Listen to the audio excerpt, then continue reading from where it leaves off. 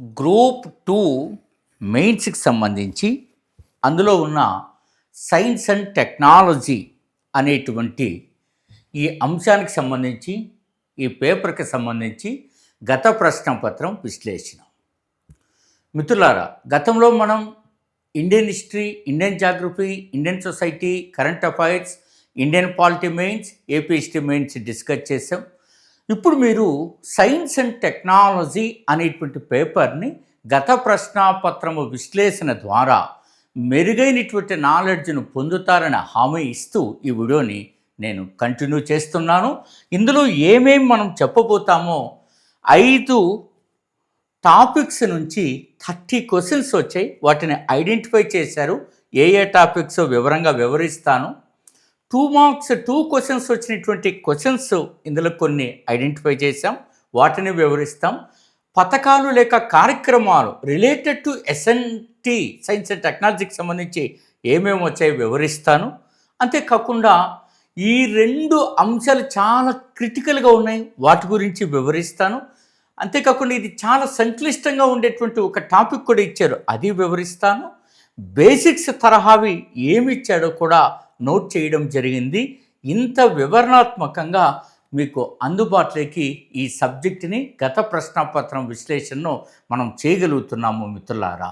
So right, ఈ కార్యక్రమంలోకి వెళ్ళే ముందు మీరందరూ కూడా శ్రీ మేఘనా థింక్ ట్యాంక్ యాప్కి సంబంధించి ఏదైనా సరే మనం గ్రూప్ 2కి సంబంధించి ఇతర అంశాలకు సంబంధించి ఒక సమర్థవంతమైన గొప్పమైనటువంటి ఈ యొక్క కోచింగ్ సెక్షన్ కొరకు డెమో పీడిఎఫ్ అండ్ టెస్ట్ కోసం ఇక్కడ ఇచ్చిన నెంబర్కి మీరు రిక్వెస్ట్ పెట్టుకోండి. డౌన్లోడ్ యాప్ శ్రీ మేఘనా థింక్ ట్యాంక్, అక్కడ ఇచ్చిన నాలెడ్జ్ని కూడా మీరు పరిశీలించండి మిత్రులారా. సో టెస్ట్ సిరీస్ 300 భాగాలుగా గ్రూప్ 2 సిలబస్ని చేసి మైక్రో లెవెల్లో నిర్వహిస్తున్న తీరును మీరు పరిశీలించండి. వాటిలో ఉన్నటువంటి గొప్పమని సబ్జెక్టును పొందడానికి ప్రయత్నించేయండి. ఇవి మీ నాలెడ్జ్ను, మీ ప్రిపరేషన్ను డెఫినెట్గా ఎన్హాన్స్ చేస్తాయి.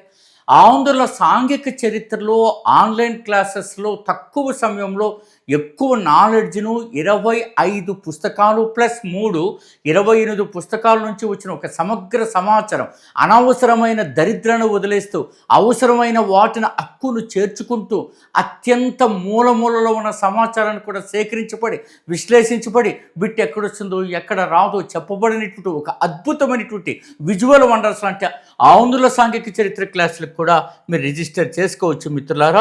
ఇక నేను వీడియోలోకి వెళ్ళబోతున్న ఈ తాలూకమైనటువంటి సెక్షన్ ఎట్లా ఉందో మీరు గమనిస్తారు. ఇక్కడ 5 క్వశ్చన్స్. ఈ 5 క్వశ్చన్స్లో మీరు కనుక ఫస్ట్ గమనిస్తే చూడండి, 5 టాపిక్స్ నేను ప్రతిసారి ఐడెంటిఫై చేశాను. లాస్ట్ టైం ఇచ్చిన గ్రూప్ 2 మెయిన్స్లో ఏదో ఒక వండర్, ఏదో ఒక టాపిక్ నుంచి ఎక్కువ క్వశ్చన్స్ వచ్చాయండి. అట్లా 5 టాపిక్స్లో 30 క్వశ్చన్స్ అంటే అవుట్ ఆఫ్ 75 ఎక్కువే కదండి. మరి దీన్ని ఎట్లా మనం అనాలిసిస్ చేసుకోవాలా అనేటువంటి అంశాన్ని మీరు చూడండి. ఓన్లీ వ్యర్థాలు ఘన వ్యర్థాలు నుంచి 11 క్వశ్చన్స్ అండి. వ్యర్థాలు ఘన వ్యర్థాల గురించి 11 క్వశ్చన్స్. సాలిడ్ వేస్ట్ మేనేజ్మెంట్ నుంచి, అందులో మీకు ఇండోర్ సిటీ అడిగాడు, జీరో వేస్ట్ మేనేజ్మెంట్, ఆ వేస్ట్ కాన్సెప్ట్ తీసుకొచ్చిన సిటీ అని అడిగాడు. Solid waste management handling rules 2000 గురించి అడిగాడు. అంతేకాకుండా నగరాలలో ఈ యొక్క ఘన వ్యర్థాల యొక్క ఆ పద్ధతుల్ని, ఆ డిస్పోజబుల్ పద్ధతులపైన బిట్లు అడగడం జరిగినది. అంతేకాకుండా మనకు దాంట్లో కొంత సబ్జెక్టు పరంగా కూడా వెళ్ళడం జరిగింది మిత్రులారా. అది చాలా ఇంపార్టెంట్ అండ్ ఇన్నోవేటివ్గా వాడు అడగడం జరిగిందనమాట. ఈ పారిశ్రామిక వ్యర్థాలపైన, నగరాల్లో వస్తున్నటువంటి వ్యర్థాలపైన, ఈ సరిహద్దు వ్యర్థాల తరలింపు తర్వాత ఎదురయ్యేటువంటి అంశాలపైన కూడా వాడు బిట్టు అడగడం జరిగింది. చాలా ఇన్నోవేటివ్గా అడిగాడు. 11 క్వశ్చన్స్. కాబట్టి ఈసారి మీ డైరెక్షన్ ఎట్లా ఉండాలా? వ్యర్థాలు కాకుండా ఇంకో టాపిక్ పైన మీ డైరెక్షన్ ఉండాలా. ఆ డైరెక్షన్ ఎలా ఉండాలో సాధ్యమైనంత మనం అంచనా వేసే ప్రయత్నం చేస్తాం మిత్రులారా. So please stay with us. So right, ప్రజారోగ్యం ఈ పబ్లిక్ హెల్త్లో 6 క్వశ్చన్స్ నిజంగా చిన్న చాప్టర్ చివరిలో ఇచ్చింటాడు సిలబస్లో, మీరు చూసింటారు.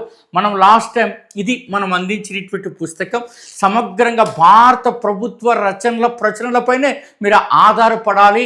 అప్పుడే దాని నుంచి నేను నోట్స్ మేకింగ్ చేయాలా, ఆ నోట్స్ మేక్ చేస్తే అందులో నుంచినే మినిమం 50 to 60, 65 మనం రాగలిగితే డెఫినెట్గా ర్యాంకింగ్లోకి వెళ్తాం. ఒక అద్భుతమైనటువంటి ఒక అంశాన్ని మనం తీసుకొచ్చి చేసినటువంటి ఒక ప్రయోగం మిత్రులారా. ఇంత ఓపికగా చేసిన వాళ్ళు చాలా అరుదుగా మీకు కనపడతారు. అందుకే లాస్ట్ టైం పేపర్ 1లో ఈజీగా ఉన్నప్పటికీ వచ్చిన బిట్లు చెప్పాలి కదా, 140+, పేపర్ 2 110+ తీసుకొచ్చి రకరకాలైనటువంటి ప్రయత్నాలు చాలా ఇండైరెక్ట్గా, కొద్దిగా అక్కడక్కడ ఇండైరెక్ట్గా వచ్చింటాయి, చాలా వరకు డైరెక్ట్గా వచ్చింటాయి. వాటన్నింటిని పరిశోధించి మనం చేస్తాం. ఈ ప్రజారోగ్యంలో ఏమడిగాడు, పబ్లిక్ హెల్త్లో ద్వంద్వ భారము ఈ యొక్క డబల్ బర్డన్ గురించి అడిగాడు. ఇక్కడ ప్రోగ్రామ్ అడిగాడు, స్వచ్ఛ భారత్ మిషన్ ఇందులోకి తీసుకొచ్చి మనం. అంతేకాకుండా ఆయుష్మాన్ భారత్ అడిగాడు, ఆయుష్మాన్ భారత్ డిజిటల్ మిషన్ అడిగాడు. సో ఇక్కడ పోషకాహార లోపం గురించి అడిగాడు. అదే రకంగా ICDS పథకం గురించి అడిగాడు. ఎక్స్ట్రాడినరీ బేసిక్గా మనకు ఒక అవగాహన ఉంటే ఈజీగా ఆన్సర్ చేయవచ్చండి. ఇక కాలుష్యము, వాయు కాలుష్యం అనేది 5 క్వశ్చన్స్ ఇచ్చాడు మిత్రులారా. ఈ 5 క్వశ్చన్స్లో చాలా మంచివి అందులో మీరు చూశారు కదా. So national air clean programme ఒకటి ఇచ్చారు, NCAP.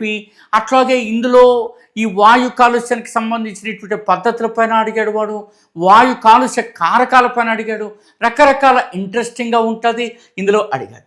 సుస్థిరాభివృద్ధి మీరందరూ కూడా ఎక్కువ బిట్లు వస్తాయని ఆశించారు, బట్ 4 ఇచ్చాడు. సస్టైనబుల్ డెవలప్మెంట్ బేసిక్ గోల్స్ ఎంత బేసిక్ బిట్ అడిగాడు. సుస్థిరాభివృద్ధికి సంబంధించిన అంశం అడిగాడు. సుస్థిరత 3 pillars 3 స్తంభాల గురించి అడిగాడు. సో కాబట్టి ఈసారి ఏమడగచ్చు, సుస్థిరాభివృద్ధి 17 గోల్స్కి సంబంధించి మనకు ఎలాంటి భారత పనితీరు అడిగేటువంటి అవకాశం ఉంది. అంతేకాకుండా ఏ యొక్క సుస్థిరాభివృద్ధి, సో గోల్ 5 ఏం చెప్తుంది, గోల్ 8 ఏం చెప్తుంది, ఇట్లాంటి అంశాలపైన ఫోకస్డ్గా మీరు ఉండాలని నెక్స్ట్ టైం నేను మీకు డైరెక్ట్ చేస్తున్నా. దీనిపైన కూడా మరింత అంచనా వేసేటువంటి ప్రయత్నం మనం చేద్దాం. ఇక బయో రెమిడియేషన్ కాస్త కెమిస్ట్రీ టచ్ ఉంటుంది, 4 బిట్స్ అడిగాడు ఇది. సో కాబట్టి ఈసారి ఈ టాపిక్స్ కాకుండా కొత్త టాపిక్స్ పైన మీ ప్రయాణం వెళ్ళాలా. ఆ కొత్త టాపిక్స్ కూడా వివిధ అంశాల ప్రాతిపదికగా నేను అంచనా వేసేటువంటి ప్రయత్నం తదుపరి వీడియోలో చేస్తాను మిత్రులారా. రైట్, ఇప్పుడు మీరు గమనిస్తారు ఇన్ని రకాలు. ఒక్క సెకండ్ నాకు అవకాశం ఇవ్వండి, తప్పుగా భావించద్దండి. అనేక ప్రామాణిక పుస్తకాలు తీసుకొని తయారు చేసిన ఒక అద్భుతమైనటువంటి పుస్తకం చూడ, భారతదేశ చరిత్ర. సో నేను 30 ఏళ్ళుగా అధ్యయనం చేసినటువంటి అనేక పుస్తకాల నుంచి వచ్చింది. భారత రాజ్యాంగం 14 బుక్స్ నుంచి వచ్చిన, including DD Basu and Laxmikanth and సమాధ. సో మనకి Telugu academy and Ambedkar university and so మనకి గవర్నర్గా పనిచేసిన రమాదేవి గారు రాసిన సీనియర్ ఆమె. సో ఇట్లాంటివి. ఇక నా మానస పుత్రిక ఆంధ్రుల సాంఘిక చరిత్ర, ఒక అద్భుతమైనటువంటి యొక్క సమాచారాన్ని మీకు అందిస్తూ రూపొందించబడినటువంటి ఈ ప్రోగ్రాం మిత్రులారా. దీనిపైన ఇప్పుడు మరింత నెరేటివ్గా కూడా ముందుకెళ్తూ ఉన్నాం. అంతేకాకుండా ఇండియన్ సొసైటీ ఈ భారతీయ సమాజాన్ని భారత ప్రభుత్వంతో లింక్ చేస్తూ రావడం అంటే ఒక అద్భుతాన్ని కూడా మనం చేసాం. ఇది ఇక మీరు అన్నీ కూడా గమనిస్తారు. 28 స్టేట్స్ తీసుకొని ఒక స్టేట్ని 9 రకాల సబ్జెక్టులు కలిపేటువంటి ఒక ప్రయోగం. ఇవి చెప్పడానికి కారణం ఏంటంటే ఇంత ప్రయత్నం జరిగింది అని మీకు చెప్పడానికే నా ఉద్దేశం. ఇండియన్ ఎకానమీ అన్ని భారత ప్రభుత్వ సూత్రాలతో సహా తయారు చేయబడింది. ఇది ఇప్పుడు జనవరి నుంచి జూలై ఎండింగ్ వరకు దీన్ని మళ్ళీ మనం అభివృద్ధి చేసుకుంటూ ఆ తర్వాత ఆగస్టు నుంచి చదివే ఏర్పాట్లు దీనికి చేయడం జరుగుతోంది. సో ఇది చాలా ప్రత్యేకమైంది. సో థ్యాంక్ యూ ఓపికగా విన్నందుకు.